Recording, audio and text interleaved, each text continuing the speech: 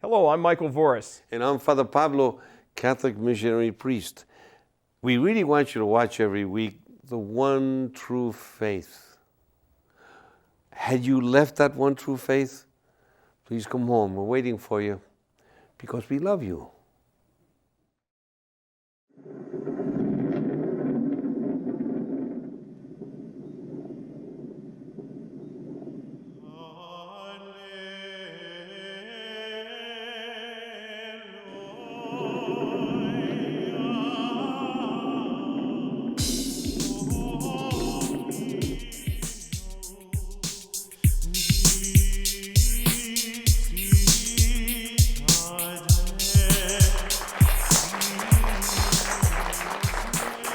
Hello, everyone. Welcome again to The One True Faith television show that we say is the most disturbing hour of television there is because we talk about the truth of Christianity. Now, we will have a little exception to that for this show because this will not be disturbing for people who are Catholic and love the Catholic faith. This won't be disturbing in the slightest. As a matter of fact, you should walk away from the show with a great big smile on your face and be very happy for one of the most beautiful gifts that God could ever give His church.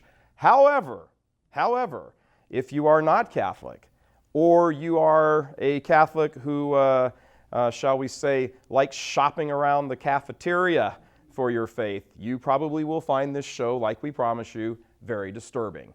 And the reason is because we're going to talk specifically about the truth of the papacy, about the Pope, about the Bishop of Rome. Now, many Catholics, as well as most of the world, is really ignorant about what the Catholic Church teaches about something, whatever the topic is. The Pope is another one of those topics just sort of shrouded in mystery and ignorance because lots of people never really quite got the truth of the faith when it came to what is the Pope.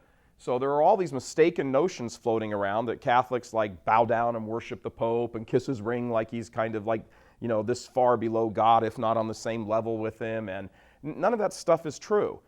The Pope is not incapable of making a mistake. That's not what infallible means. We'll talk about all this during the show.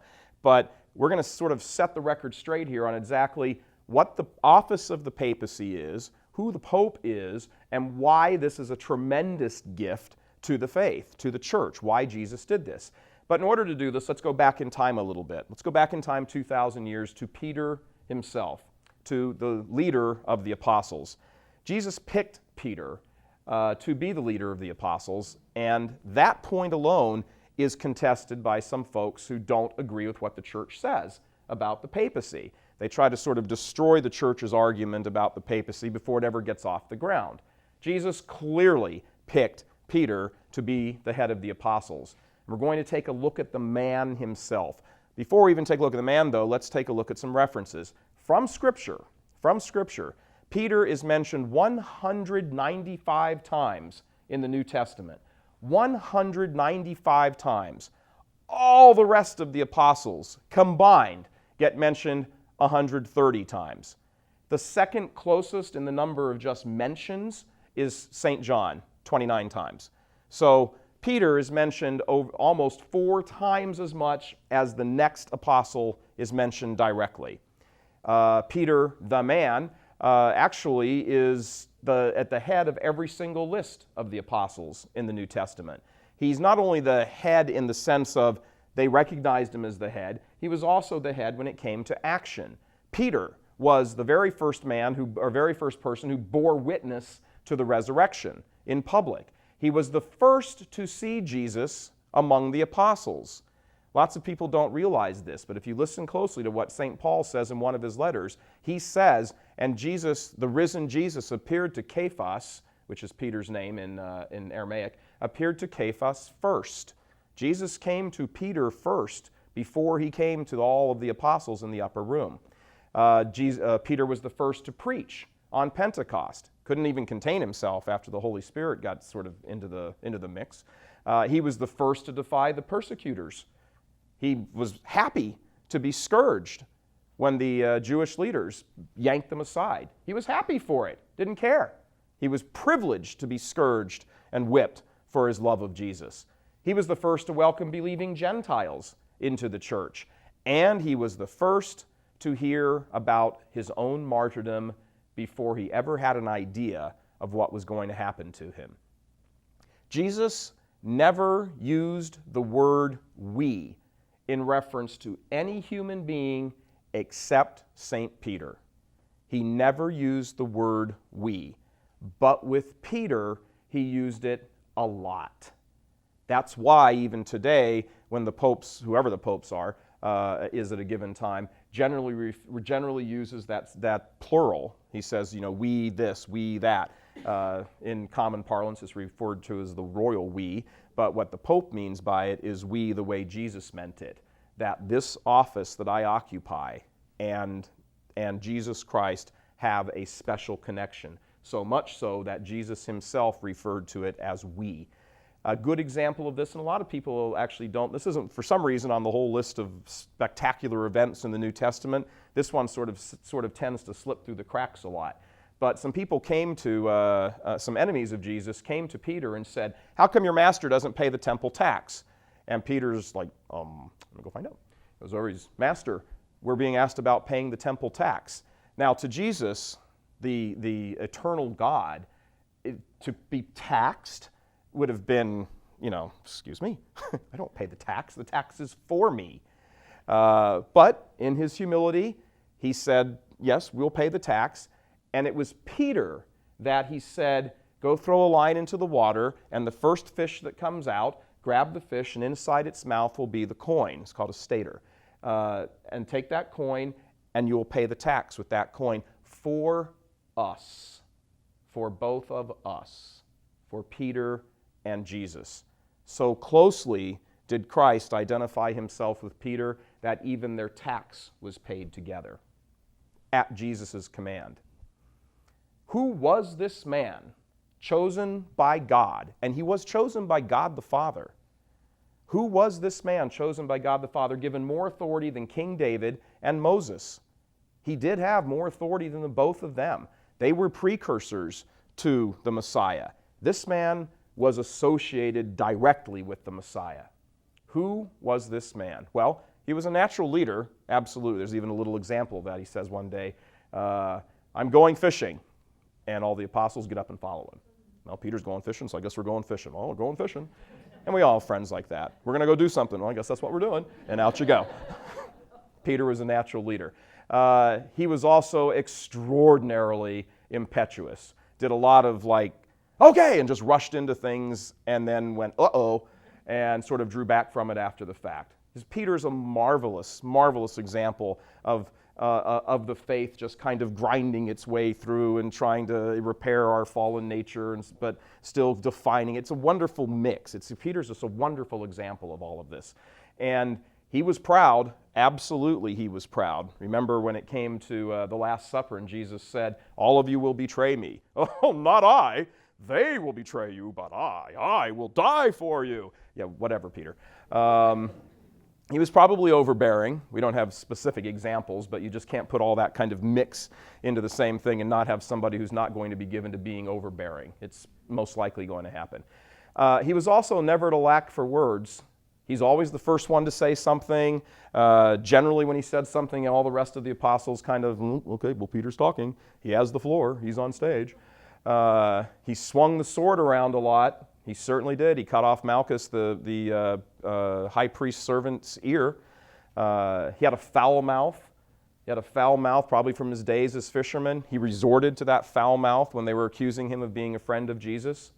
But all of these characteristics of Peter in their rough form do not negate the fact that he had a deep, deep intimacy for our blessed Lord. He didn't always manifest it in the perhaps holiest of ways, but he had a deep love and a deep intimacy for our blessed Lord.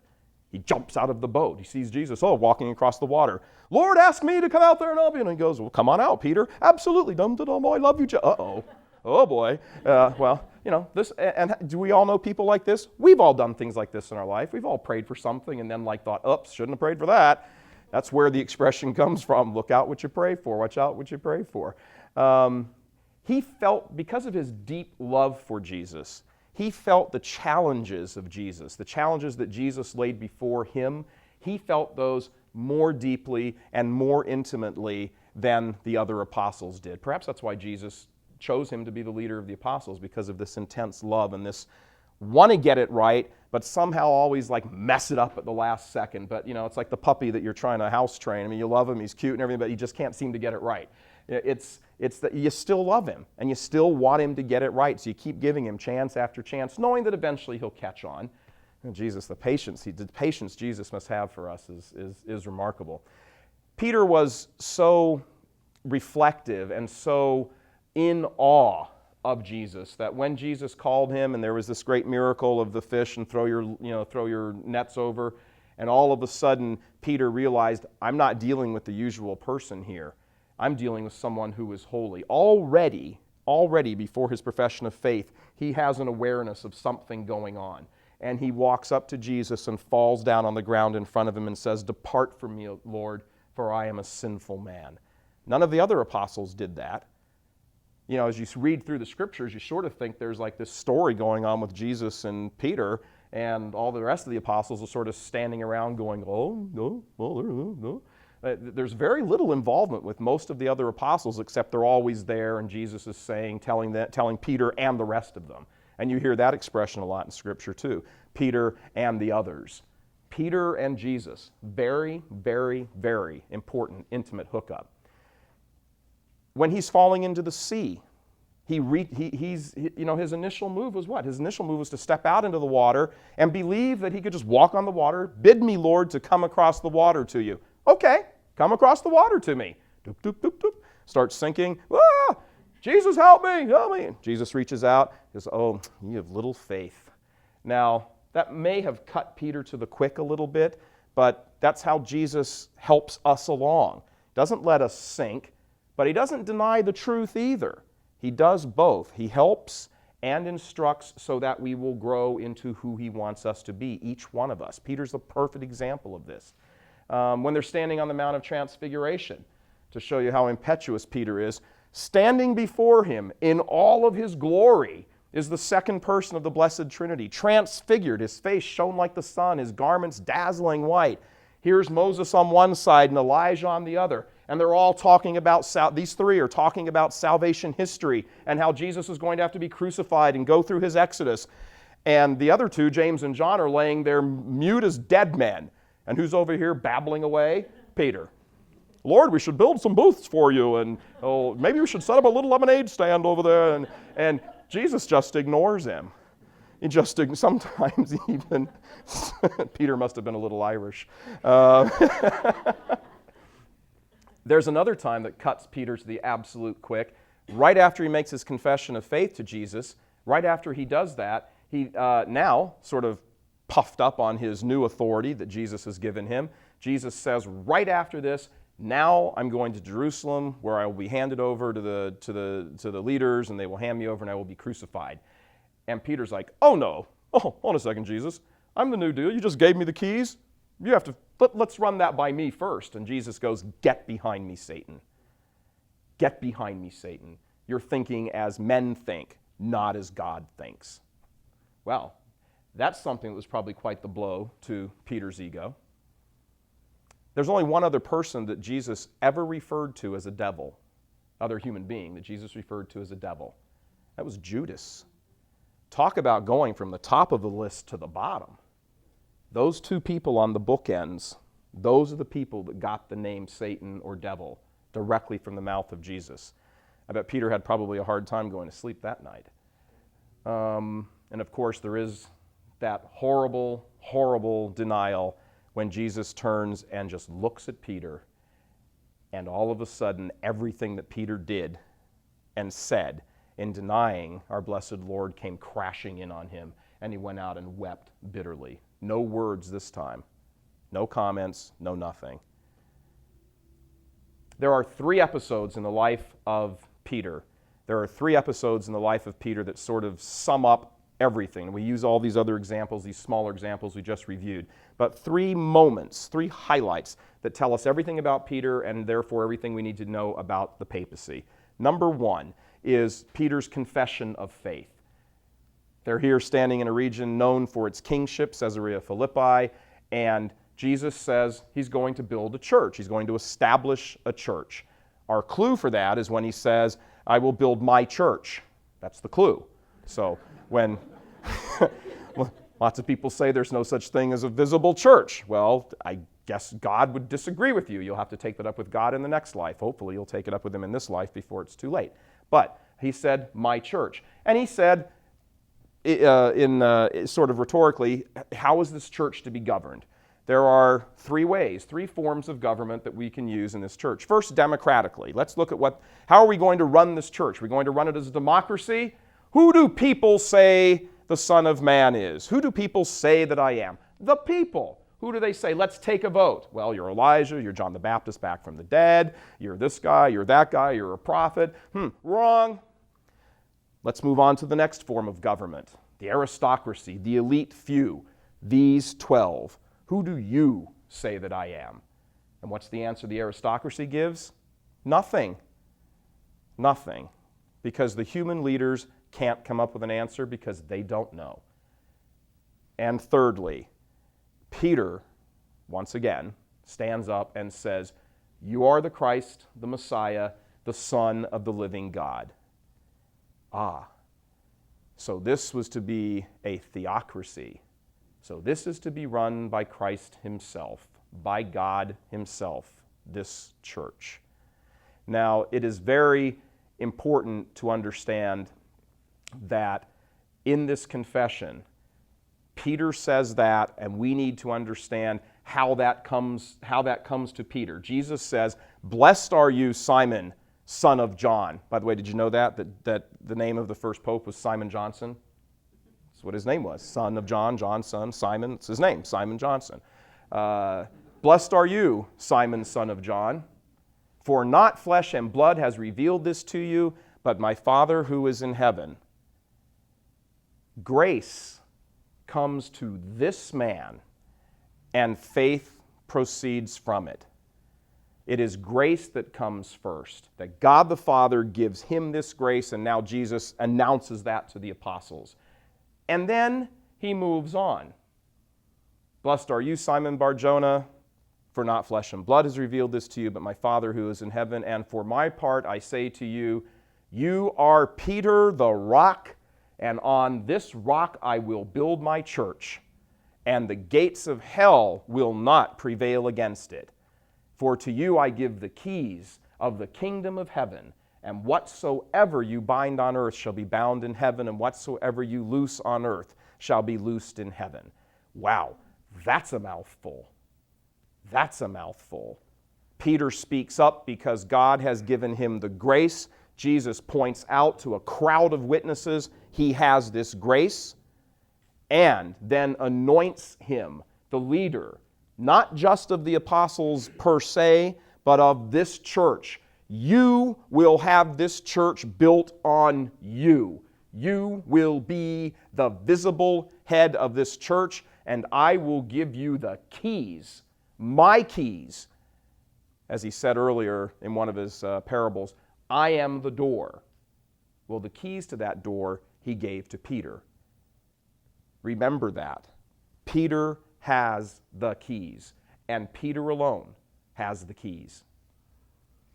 When we look at all of these moments in his life, we can look at not only his confession of faith, but we can also look at his denial, which we'll talk about right after this break, and we can also talk about his response to a question and how he responds to that.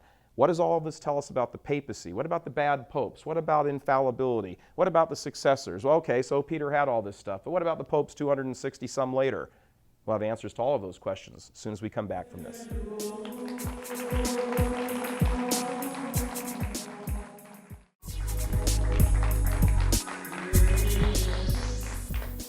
Jesus Christ established his church for one reason: to help people get to heaven, to help men and women make right decisions in their life so they can be informed, make the correct moral choices, and get to heaven. How can we know those right moral choices? How do we know? Well, that's the role of the office of the papacy, of the Pope. Every institution, and there are institutional qualities to the church, not just institutional, but certainly institutional qualities. No group of people gets together and does anything without a leader. Even groups who have leaders sometimes accomplish absolutely nothing. But you are guaranteed that if there is a group and there's no leader, nothing gets done. Absolutely nothing gets done. If there is any movement towards ecumenism, if you want to call it that, or the unification, reunification of Christians, if there's any movement in that area that does not specifically recognize and submit to the authority of the Pope, you're wasting your time. You are absolutely wasting your time. There is no sort of secondary ecumenism. There is no, well, we'll get here's a big list of things we agree on, here's some we don't, we'll get rid of these and we'll all do that. That's a social club. Might be a social club with really good intentions, but if the real presence isn't in there, the real presence of Jesus in the Eucharist isn't in there, if the role of the Pope is properly understood for 2,000 years, the papacy is not in there, it's a waste of time. Run away from it. Run away from it. It's not honest. It's not intellectually honest. It is absolutely a crime to think of reuniting churches under any other leadership other than the Pope. Period. Not because the Catholics say that, but because Jesus Christ said that. You are Peter, and on this rock, I will build my church. That's it. There's no wiggle room in that statement. Twist the Greek around, play, oh, he meant pebble, petra, and petrosis, masculine, feminine. Ridiculous. This is what Jesus did. This is what he said. This is how it is because that's how Jesus Christ wants it to be. So, that's how we want it to be. And if you don't want it to be that way, well, there's 35,000 other churches. Go pick one. But that's how Jesus wants it to be. Peter is no rival to Jesus Christ. This is another sort of thing that happens a lot. That people say, oh, well, you're sort of setting him up as a rival. That's ridiculous. Jesus didn't set Peter up as a rival to him. He called him we. He called him we. Peter was no rival. The apostles didn't see Jesus as a rival. There's just absolutely no basis for saying that. There's no basis for saying that. It is because of Peter being this firm foundation that we have the church, and the church can preach and teach. That's why Jesus established this role for Peter, and it's why he picked a man, because he knew he was going to be going back to heaven. Jesus knew he was going to be going back to heaven, and he needed a visible head of a church, because he built a visible institution on earth. That's what the role of this is, and that's what the Pope is. The second event in Peter's life is his denial. Now, you have to contrast the denial later in the evening with what happened earlier in the evening, and it pivots around the Last Supper. At the Last Supper, Peter's feeling pretty brave. Jesus says, all of you tonight will desert me. Like, well, one of you is going to betray me. All this chaos comes into this meal. And Jesus says, it's written in the Scriptures, I will strike the shepherd and the flock will be scattered, sheep will be scattered. And Peter, knowing that he's sort of the leader of them, says, well, I'm the leader. I mean, they may all do that, but I will never do that. And Jesus says, oh, yes, you will. And then he says, I will die for you. And Jesus says, thinking probably to himself, oh, you will die for me, but it won't be tonight. You will die for me, but it won't be tonight. There is a very sort of poignant moment there where Jesus, when Peter's babbling on, Jesus leans over to him and says, Peter, Satan has asked for you so that he may sift you like wheat. But I have prayed for you. And when you have regained your strength, you must in turn strengthen your brothers. Why does Satan want Peter? Because he's the leader. He's the leader. And this should be a lesson to every single person who is sitting talking to people about the faith. When Satan knows, and believe me, he knows, when he sees someone's life start to turn around and they start to see the glory of God because of your life and your actions and your words, you had better believe that Satan is coming after you because he's going to chop off your head. That way he gets 2 for 1. That is exactly how Satan operates, and that's why he demanded Peter. And how was Peter protected? I have prayed for you, Peter.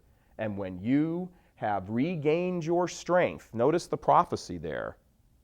Jesus knew he was going to lose his strength. When you have regained your strength, you in turn must strengthen your brothers. That's our call also, because every one of us loses our vigor, our vim, our excitement, our fervor. We get beat down by life. We get beat down by spiritual attacks. We have to realize that it is our duty to turn to Christ in prayer, have him beseech the Father for us, build us back up so that we can continue the work of the kingdom. Does it become a drudgery every now and then? Of course it does. Do we all hit spiritual dry spells and dry patches? You betcha we do. Do not become discouraged by those things. Peter went through this. All of the great saints went through this. This is what happens to us. We are in spiritual war, and so was Peter. Perhaps nobody in the history of the church went through the spiritual war that Peter went through that night. Hours later, the man who back at Caesarea Philippi said, "You are the Christ, the Messiah, the Son of the living God," hours later that night was saying, "Damn him, I do not know the man." Now he was just a man. At Caesarea Philippi, he was the living God. And now with Peter's life threatened, now he was just a man. And that's all he was willing to admit. And Jesus, it says, turned and looked at Peter when the cock crowed. Imagine that moment if you were Peter. Imagine that moment. We pay the temple tax for us. On this rock I will build my church. Simon, you are called Peter. I do not know the man. And Jesus turned and looked at him. Wow. And Peter went out and wept bitterly. The last highlight of Peter's life. Jesus has risen from the grave. He's associated himself, appeared to them a number of times. Now he's on the shore of Galilee, and he's cooking a breakfast for them.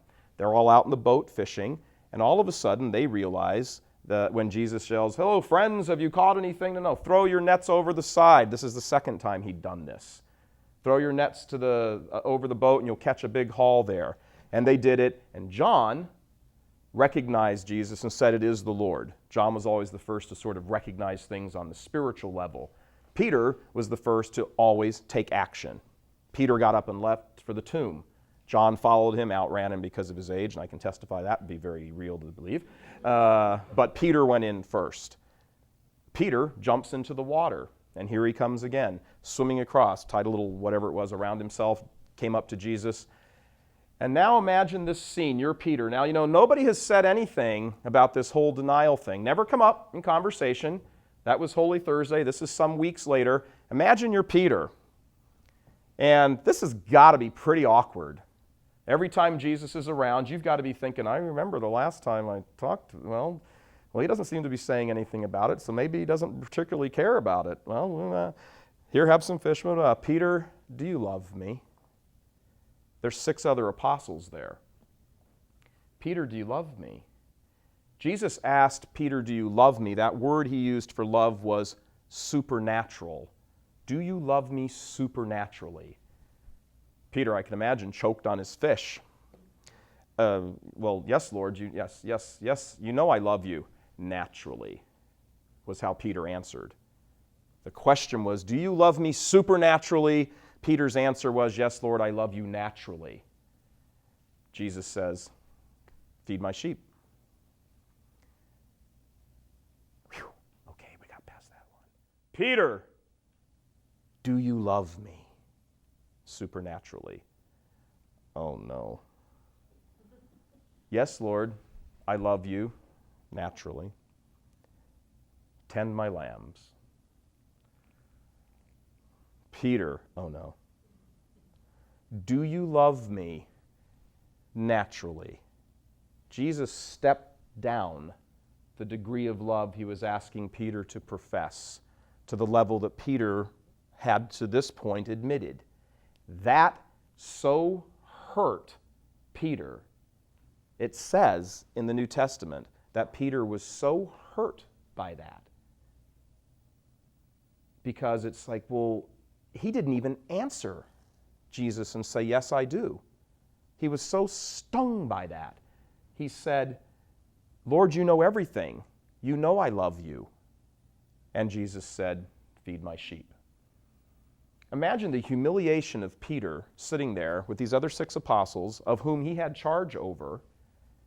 They knew the relationship between Jesus and Peter. And here's Jesus saying, I'm going to have come out of you, I'm going to draw out of you your own sense of forgiveness for what you did on Holy Thursday night in the courtyard of the high priest. But with that humiliation, and it was a humiliation for Peter to go through that, we all know that. When somebody calls you out and you're wrong, no one likes to hear that discussion. No human being wants to hear, I gotcha. And we've all heard it, and we all know how incredibly uncomfortable it is. That's not why Jesus was doing this, however. Jesus was doing this to give Peter an opportunity to restore himself to where he had been, for him to realize that no matter what sin he had committed, this divine decree that you are going to be the leader was not damaged in the slightest. Because every time he said, yes, I love you, yes, Lord, you know, Jesus immediately followed it up with, feed my lambs, tend my lambs, feed my sheep. That regardless of what you have done, what I have entrusted to you remains. It remains, Peter. There was one piece of unfinished business. Remember back to the dinner, Peter, when you said you would die for me? Let me tell you how that's going to happen. When you were young, you used to put on your loins, gird your loins, and go wherever you wanted to. But when you are older, you will stretch out your hands, and someone will tie you fast and take you where you do not want to go. He predicted how he would die. Yes, Peter, you will die for me. And if you cannot give me a supernatural love, yes, I love you supernaturally now, you will. You will crown your life with that, Peter. But in the meantime, what I said to you at Caesarea Philippi, that you are the rock, remains. That you are in charge of these sheep because I am ready to ascend to my throne in heaven, and I am leaving you in charge. That does not change, Peter. I don't care how miserable you felt about it. I don't care how dry or depressed or guilty or conscience-ridden. I made a command. I made you the head of this church, and I said the gates of hell will not prevail against it because of the faith on which we are building this church, and you are the head of this church. That's what happened by the shore of Galilee, and Peter did. Now, lots of people have the impression in their head that when the Catholic Church says infallible, they mean the Pope can't make a mistake. That is not what the Catholic Church means by infallible. What the Catholic Church means by infallible is that when the Pope speaks officially just on matters of faith and morals, he is protected from preaching error. That's it. That is all the Church means by infallibility when they speak of infallibility vis-a-vis the Pope, regarding the Pope, that he will be preserved from teaching error. Absolutely. There are lots of people who are kind of Bible-based Christians who want to insist that there is no such thing as a visible church, and they want to discard this notion of a pope and bishops and all of this sort of thing because they sort of favor an invisible church. I have yet to hear a definition of an invisible church. What is an invisible church? It doesn't exist. It doesn't exist because it doesn't even make sense. If you don't have a central authority to say this is what Christ meant, then how do you know what Christ meant? How do you know that divorce and marriage is right or wrong? Remarriage is right and wrong. How do you know that homosexual acts are right or wrong? How do you know that the Eucharist is the real presence of God? Yes or no? Jesus, yes or no? How do you know all of these things? You need a central authority to tell you that is what Jesus did.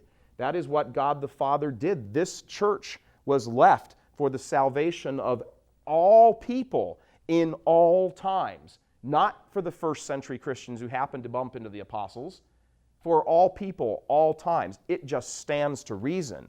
I've never been able to understand on a logical level, I've never been able to understand the attacks on the papacy. The papacy is a gift to God to be able to preserve the teachings of the faith and keep them whole and keep them consistent and keep them fresh and preserved from generation unto generation. The gates of hell will not prevail against it in the future, ever. That's the point of it. I do understand that some people don't like to hear about the papacy because the papacy says things very clear. This is the truth.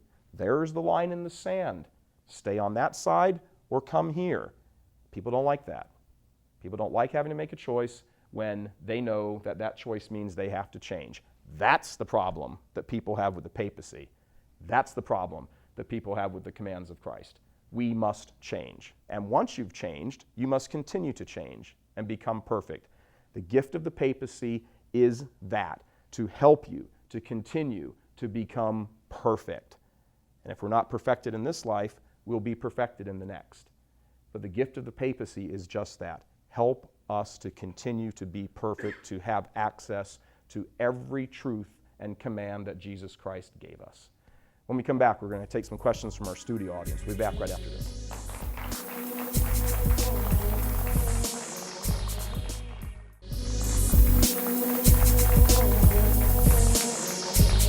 Hello and welcome back to The One True Faith. It's part of the show where we ask questions from our studio audience. Today's topic is the papacy, the Pope, and our first question, what's your name and where are you from? Joseph. Hello, Joseph. Where are you from? Waterford. All right, Waterford. What's your question, Joseph, from Waterford? Why is the Pope in Rome? Very good question. The Pope is in Rome because that's where St. Peter was martyred. Towards the end of his public preaching, Peter went to Rome, and there was a rather sizable group of Christians in Rome already, and he preached to them there. When the persecution under the Emperor Nero broke out, Peter was martyred. He was crucified upside down by the emperor's soldiers.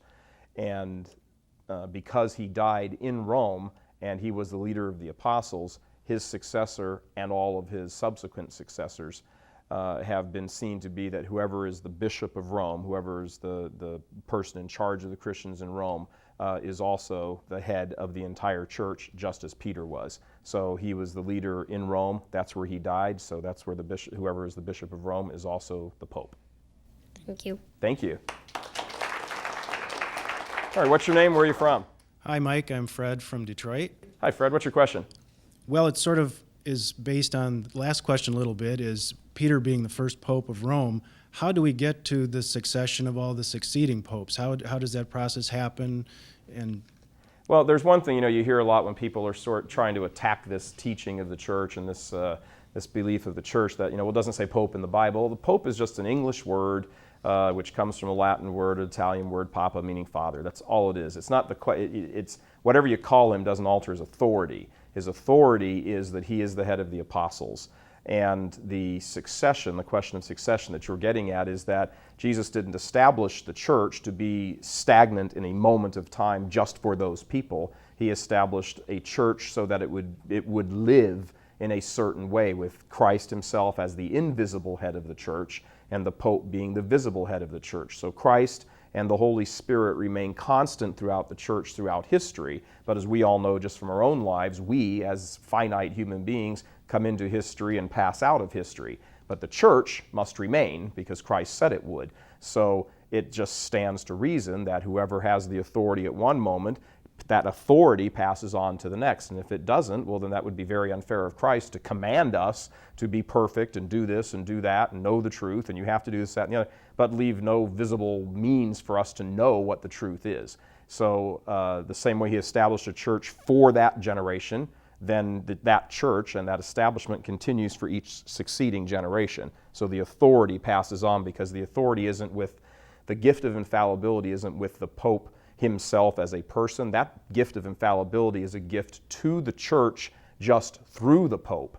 The Pope doesn't possess that as his own man. He possesses it in his office as Pope. The gift resides in the office of the papacy, not in the man himself. So when the man leaves the office, the next man to step into that office also possesses that same charism of infallibility. Okay, thank you. Thank you.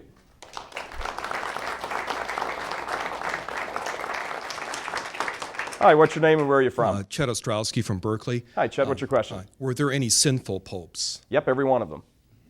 Every one of them. Every pope is sinful because every pope is a man. Every pope is a human being. Of course they're sinful. If the question that you're getting at, which I suspect might be, or if the point you're getting at is how can a sinful man have this gift of infallibility, there's a very commonly misunderstood and mixed up notion that if you exercise this gift of infallibility, that you must be impeccable, and coming from the Latin word peccato, meaning sin, you have to be free from sin. Nowhere does Jesus say that. We know from Peter himself that wasn't the case. The very first pope wasn't without sin. And the other thing is, why would you have to be? Again, like we said in the previous question, the gift of infallibility does not reside with the man. The gift resides with the office of pope. So the fact that the pope himself, the man, might be a really bad sinner is immaterial to the fact that it's the gift. It's the same way if you have a president of the United States who's a really horrible, rotten, lousy president. That just reflects on him. It doesn't reflect on the office. Now, this is obviously much more than politics. It's God and religion and the faith. But the fact that the man might be sinful himself, notoriously sinful, does not impact on the gift of infallibility and the office of the Pope and its teaching authority. Thank you. Thank you.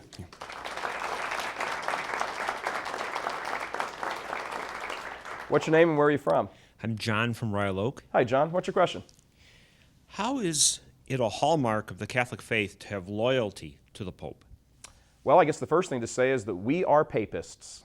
Absolutely, we are papists. Anybody have a problem with that? Nope. Catholics are papists. When Martin Luther called them all papists, called all the Catholics papists, he was right. He was absolutely right. We are papists. We are papists because we believe that when Jesus said, "You are the rock, and on this rock I will build my church," that is exactly what he meant. And that is exactly what he did mean. And to that end, again, we don't worship the Pope. He's not some demigod. That's not what the Pope is. The Pope is the vicar of Christ on earth. He is the visible head of the church, that Christ instituted the church and made him the visible head and his successors because he desired that the church continue till the end of time, and gave the Pope, the office of Pope, the authority to preach and teach in his name. Whatever you bind on earth will be bound in heaven. Whatever you loose on earth shall be loosed in heaven. So yes, it's one of the defining hallmarks of being a Catholic, that we are absolutely loyal to the Pope because the Pope is preserved from teaching error. And that is an incredible gift. As Catholics, we don't have to explain that away or apologize for it. We welcome that. We welcome that. So that's absolutely, the gift of the papacy is absolutely a hallmark of being Catholic. Thank you. Thank you.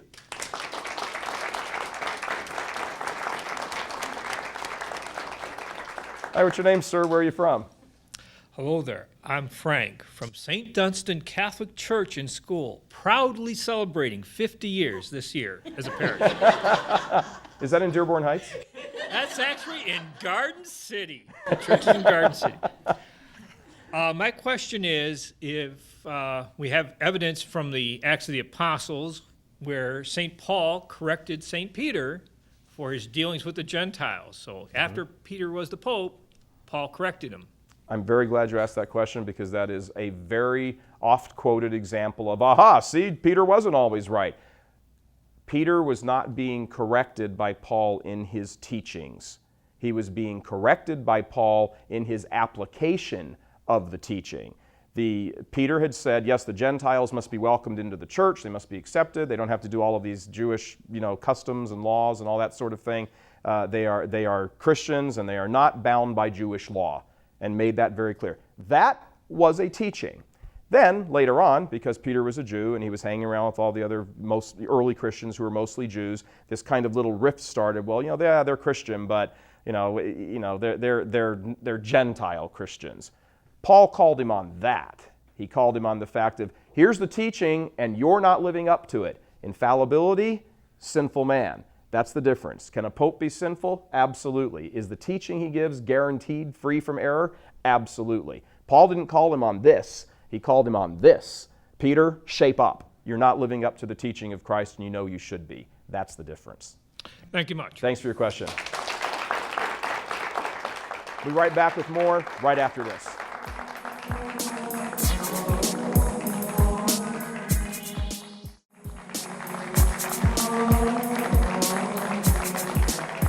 Jesus Christ established a visible church, a visible organization. He called it my church. My church, not my invisible church, my church. He said it would be attacked by hell, and he was right. And hell, he said, would not prevail against it. He wanted all humanity to take up the fight against hell and come to this church. That's why he established it. He provided for its continuation. He knew that as time went on, the way men behave and the way humanity behaves, that we would lose the fervor and we might be confused over the centuries of the teaching and what did he mean by this and what did he mean by that. So he set up a method by which the purity of the faith of his teachings and his commands would be preserved. Since he would be visibly gone from earth, he set up this method to ensure that every generation would have equal access to salvation. That method is the infallibility preserved in the office of the papacy. There is an old expression in Latin going all the way back to the 2nd century, ubi Petrus, ibi ecclesia. Where Peter is, there is the church. And where the church is, there is Jesus Christ. You want to be loyal to Jesus Christ? You stay with Peter. You are Peter, and on this rock I will build my church. God bless.